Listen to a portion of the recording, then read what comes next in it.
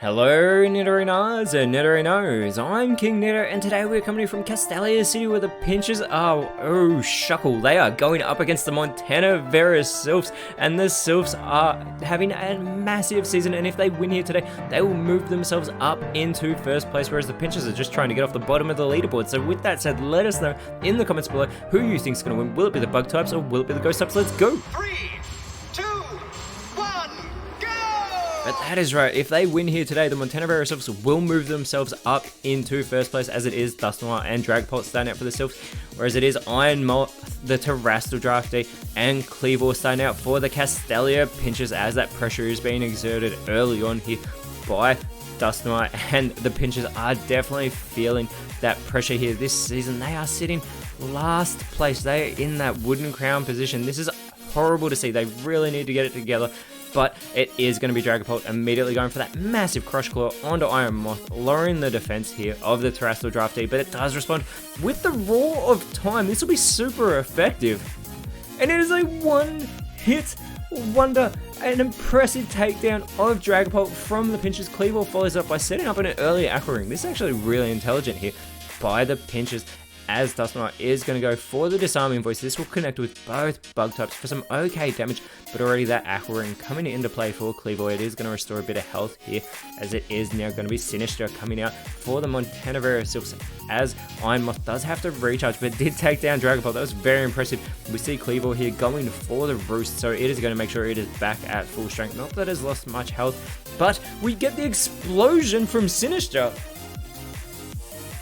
Now that is not going to do any damage to Dust Noir, and it takes out Iron Moth, but the sacrificial play very early on here from Sinister. I have to wonder what it is thinking, as the Pinchers are actually still in the lead at the moment, but the Sylphs are a much stronger side, as Dust Noir is going to look to capitalize, going with the Teeter Dance, and it is going to confuse every opposing Pokemon on the field, which is only Cleavor at the moment, and Dust Noir has no teammate to do damage to, as Cleavor is going to have that Veil of Water, restoring a little bit more health. As it is going to be Fortress coming out to join Cleavor. It is going to be Rotom, the Montana Sylphs, sending out their own Terrestrial Draftee, and it's in its heat form here, so it will be able to capitalize on that fire typing that it is currently shedding to become a Soul Ghost type, and it is an expert at being a Ghost type Pokemon here. And with that speed control, Rotom is going to go for the fake out, trying to ensure that Fortress will flinch here, as that does do not very effective damage, and Cleavor needs to shake off this confusion following that Teeter Dance, and it is successful, as it's going to go with the guard split here, sharing its guard with Rotom on the field. And Dust Noir looking to respond, goes for the Flame Thrower. That rock typing will prevent it from being super effective onto Cleavor. Surely it should have gone for Fortress, who has just flinched. And you see Cleavor having more health restored here on the field, but Rotom is going to go for the Simple Beam. It is going to get rid of that sharpness ability that Cleavor has, given it the simple ability. They must be looking to lower its stats quicker than usual, as Cleavor is just looking to shake off this confusion and not do damage to itself. Once again, being successful, it goes for the Blaze Kick onto Dust Noir, getting in some good damage there as well, but Dust Noir is going to respond by setting up the safeguard on the side of the Montana Sylphs, trying to ensure that they don't get any status conditions, as Fortress is going to go for the Seed Flare, and that it gets the critical hit onto Dust Noir, putting it into knockout range, lowering the special defense a great deal in the process as well. Some great damage from Fortress as health continues to be restored for Cleavor, but Rotom is going to go for the Doom Desire, choosing Doom as its destiny. We should see that take effect soon, but Cleavor has snapped out of its confusion, and it is going to go for the Mega Punch. It must still be confused though, because it phases straight through Dust Noir, who does respond by going for the Psyblade on to Fortress. This won't be very effective. Fortress is actually able to take that move, and it is going to respond with the Roar of Time. We saw this earlier. It's coming from Rotom as well. Gets in a fantastic connection, but it will have to recharge, as Cleavor continues to have its health restored after having set up that Aqua Ring so early.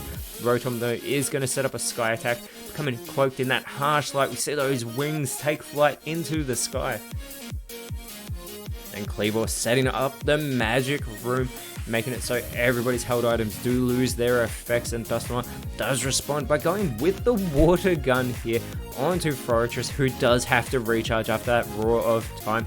And still Cleavor enjoying the effects of that Veil of Water, as the Sky Attacker is going to come down though and getting some great damage onto Cleaver, who has flinched. This is great for the Sylphs because they are still down a Pokemon, but Dusknoir goes with the Synthesis, a very intelligent play because it was in knockout range. It has restored some massive health. Fortress responding with the Ceaseless Edge, and it's super effective, taking Rotom out of this matchup. The Sylphs only have 3 Pokemon left. The Pinchers have 5. This I would expect to be the other way around, as that Ceaseless Edge has also set up those spikes, those entry hazards on the side of Sylphs, but there is that Doomed Desire taking Cleaver out, super effective. So the Sylphs have got another elimination on the board, as it is Typhlosion in its Hisuian form coming out for the Montana Barrow Sylphs. It's going to be Yanmega coming out with that Frisk ability for the Castelia Pinchers, but as we know, everybody in the PokeType League does have a Leopard Berry that they hold onto, as Typhlosion goes for the Mega Drain, trying to restore that little bit of health that it just lost from the spike. So even getting a critical hit didn't do a great deal of damage to Fortress there on the field, but Typhlosion taking back any health it can get. Yanmega does respond with the Venoshock though, not very effective onto Typhlosion. This allows Dusknoir to go with the Mega Horn onto Yanmega. More not very effective moves being done in this matchup, and Fortress is going to go for the Psychic Fangs. Gets in a great connection there onto Typhlosion as that Safeguard wears off for the Sylphs. Typhlosion does go with the Crab Hammer onto Fortress, gets a really good connection as well, but Yanmega does respond with the Earthquake. This will be super effective on Typhlosion, does damage to everybody, and Typhlosion is eliminated from this matchup. There's only 2 Pokemon remaining for the Sylphs. Can the Pinchers actually do this? A Doom Desire is set up by Dusknoir now on the field, choosing Doom as its destiny, and Fortress responds with the Wood Hammer. And Fortress is able to hang on. There is the recoil damage. Dusknoir is able to hang on, but there is the recoil damage for Fortress.